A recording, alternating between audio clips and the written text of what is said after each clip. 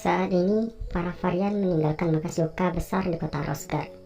Kejadian sebelumnya menyebabkan banyak korban dan kota menjadi rusak parah. Kehidupan warga yang sekarang tidak dapat kembali ke kehidupan normal. Mereka harus tinggal di rumah sementara. Sementara itu, mereka bekerja keras untuk memperbaiki kota. Lalu dengan adanya kejadian ini, Makoto membuat seolah-olah kakak beradik Aslan sudah meninggal. Sebenarnya Makoto membawa mereka ke Kalenion. Di saat ini, teori konspirasi iblis bocor di suatu tempat, yang membuat reputasi iblis telah menurun. Dan setahun pun telah berlalu. Makoto telah berpartisipasi dalam pertemuan serikat pedagang, dan membuat keputusan untuk membuka toko sementara. Makoto juga menolak untuk menjadi guru paruh waktu. Untuk beberapa alasan, Pangeran Limia, pemimpin Norel, dan orang-orang penting dari kuil bergiliran meminta bantuan dari perusahaan Kuzunoha. Hari demi hari dilakukan Makoto untuk bekerja. Dan hari ini, Makoto dan muridnya, selain Sif dan Yuno, bekerja untuk memperbaiki jalan. Sudah seminggu mereka memulainya, dan telah memperbaiki banyak tempat. Makoto membuat mereka bekerja sebagai ganti kuliah. Sebenarnya mereka udah mengeluh dan menolak kuliah seperti ini. Tapi dikarenakan Makoto adalah sensei mereka, jadi mau tak mau mereka menurutinya. Makoto yang mengetahui orang-orang cenderung melupakan bahaya terlalu cepat, memutuskan untuk menghancurkan berbagai bangunan yang sebagiannya telah hancur. Dan meminta beberapa orang untuk mengerjakan pekerjaan teknik sepanjang hari.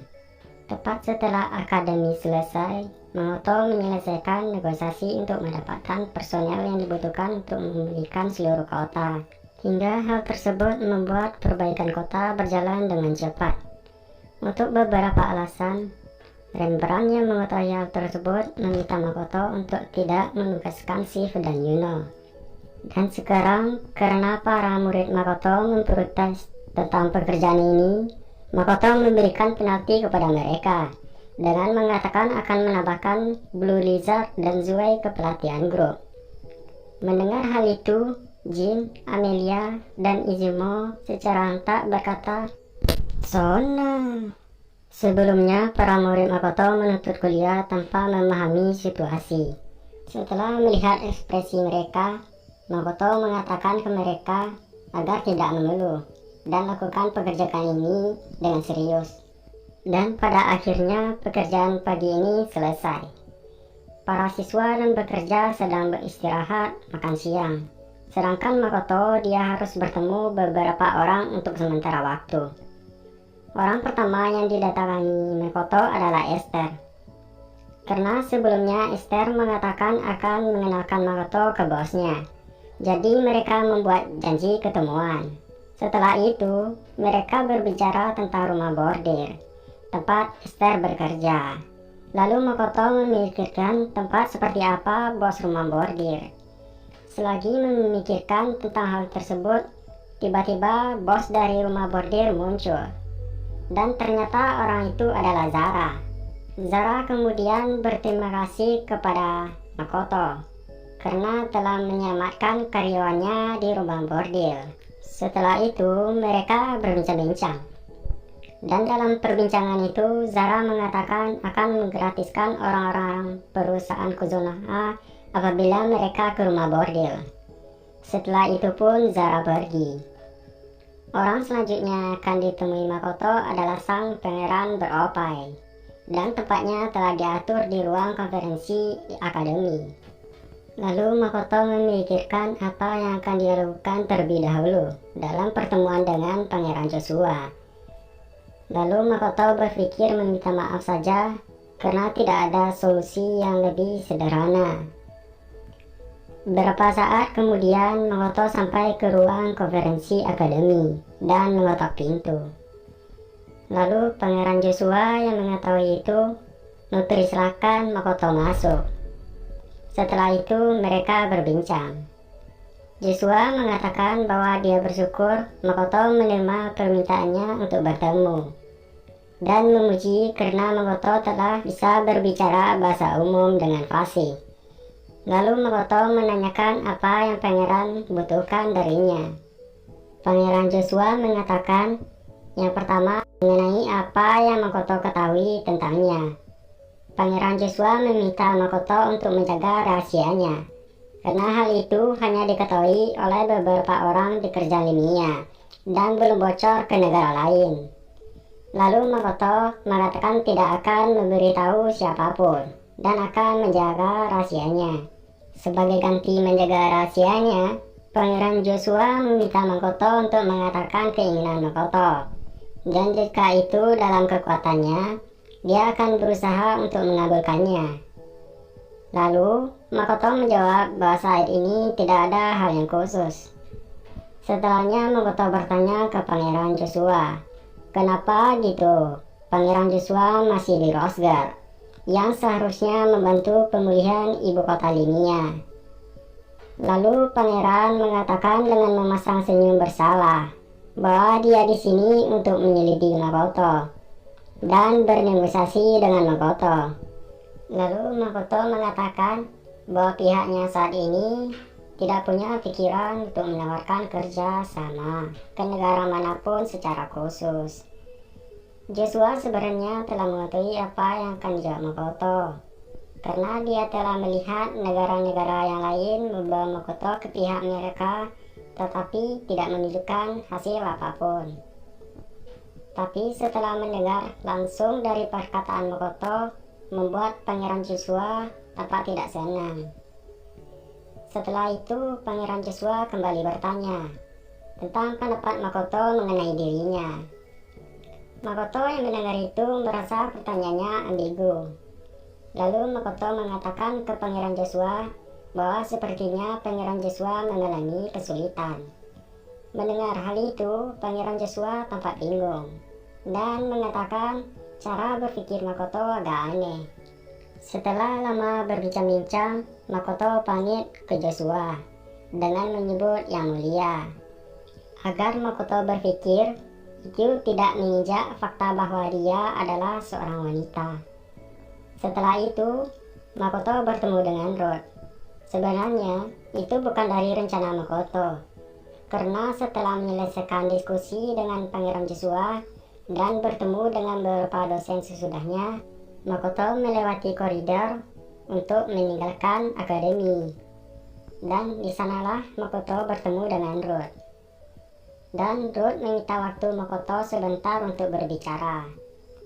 Dan sekarang mereka di sebuah menara. Lalu di sana, Roth meminta maaf ke Makoto atas kejadian yang telah terjadi. Roth tidak menyangka Sofia akan menghalangi jalan Makoto. Jadi Roth mengatakan dia bersalah kepada Makoto dan bawahannya. Mendengar hal itu, Makoto merasa heran, karena Roth memperhatikannya melalui mata Sofia dan mengatakan dia merasa bersalah. Lalu Makoto mengatakan ke Roth alasan Sofia bisa seperti itu karena dia memiliki hubungan dengan Roth. Mendengar hal itu, kemudian Roth bertanya, jadi kamu tahu rahasia Sofia ya? Lalu Makoto menjawab bahwa dia tidak tahu persis apa itu. Tapi Makoto tahu dengan jelas bahwa Sofia terkait dengan Roth. Karena itulah Makoto berpikir mustahil bagi manusia untuk bermutasi secara spontan dan mendapatkan kekuatan naga. Dan Makoto mengkritik Roth tentang Shiki. Lalu Roth mengatakan bahwa memang dia mengajari Shiki berbagai hal. Tapi Roth tidak berpikir bahwa Shiki akan mampu menghancurkan Lancer. Setelah itu, mereka berbincang-bincang. Dan dari perbincangan mereka, semua trik yang direncanakan Roth dapat diketahui oleh Makoto. Dan setelah semuanya selesai, Makoto mengatakan akan menemui Roth dan minta hadiah atas semua yang telah terjadi. Setelah itu, Makoto meninggalkan Roth yang sedang tercengang. Lalu Shin berpindah di sebuah hutan tanpa nama. Di malam ini hujan turun dengan deras. Di hutan ini ada seorang manusia wanita yang percaya sama-sama menonjol dalam kegelapan. Dan dia adalah Sofia Bolga, yang saat ini sedang terbaring, lalu menyadarkan punggungnya ke sebuah batu. dan tidak mengenakan sehelai pun pakaian. Di saat ini dia terus mengutuk Makoto dan mulai berkonsentrasi untuk memulihkan kekuatannya secepat mungkin. Alasan Sofia masih hidup adalah dia menggunakan Night Clover sebagai kartu trufnya untuk menghindari kematian. Lalu Sofia berpikir untuk mencari cara melawan Ruth sambil menghindari Makoto. Karena Sofia sadar mereka tidak bisa dihadapi dan berencana untuk berburu naga Muteki. Sofia tengah berpikir, dia mendengar suara dari seseorang yang membuatnya waspada dengan langsung memegang pedang cahaya di tangannya, walaupun kondisi Sofia sedang buruk. Lalu Sofia bertanya, "Siapa kamu?" Lalu orang itu menampakkan dirinya dan memperkenalkan dirinya adalah Ruth, naga yang dicari Sofia. Seakan tidak percaya, lantas Sofia bertanya, "Apakah kamu yang asli?" Segera setelahnya, Sofia langsung memunculkan 8 pedang dengan cahaya merah. Dengan hanya jentikan jari Ruth, semua pedang itu hancur.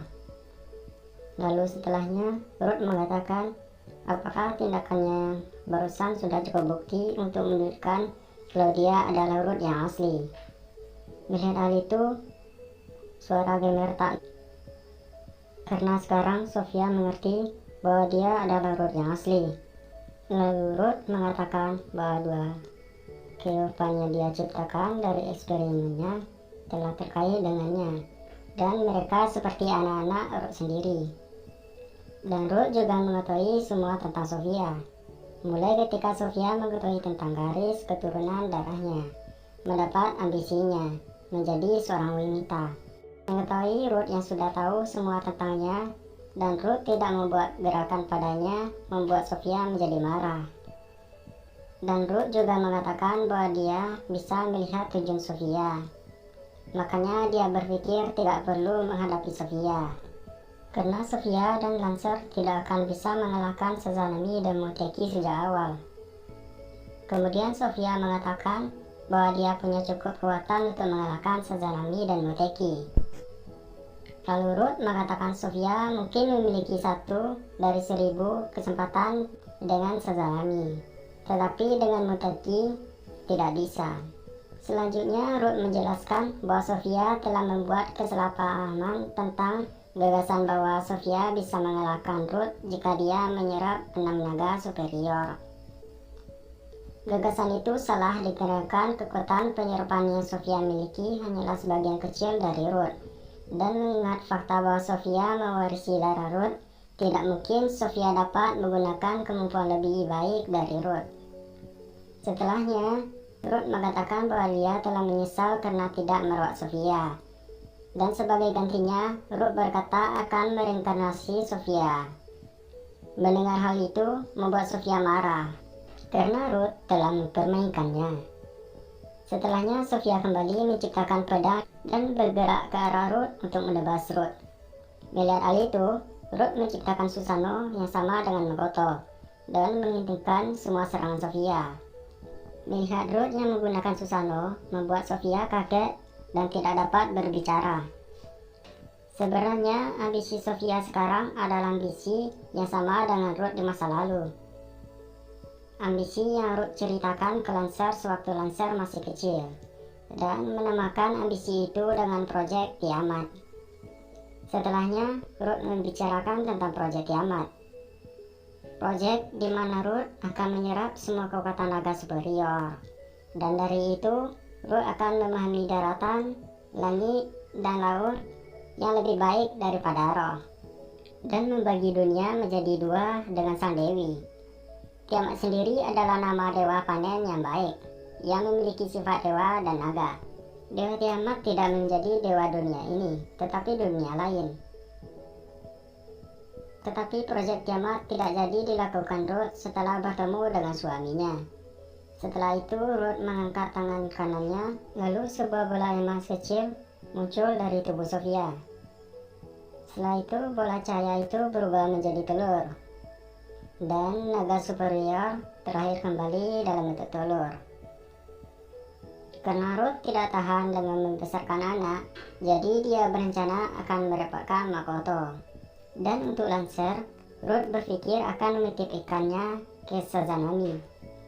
Setelah itu, Ruth menggerakkan tangan kirinya sambil menggumamkan sesuatu.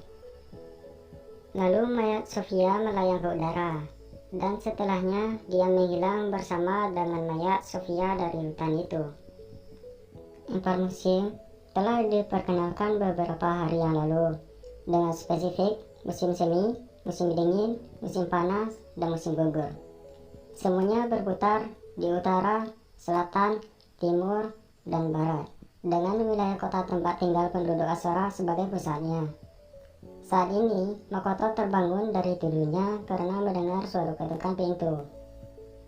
Lalu Makoto mempersilahkan orang yang mengetuk masuk. Mereka adalah Tomoe, Mio, dan Shiki, dan diikuti oleh kepala setiap ras. Melihat itu, Makoto menanyakan ada masalah apa ke mereka. Lalu Tomoe berkata, itu penyusup. Atau harus aku menyebutnya sebagai pengunjung? Makoto mau menjawab. Tiba-tiba terdengar suara yang bergema di kepala Makoto. Tetapi suara itu belum pernah didengar Makoto. Suara itu mengatakan bahwa dia sudah sampai beberapa saat yang lalu.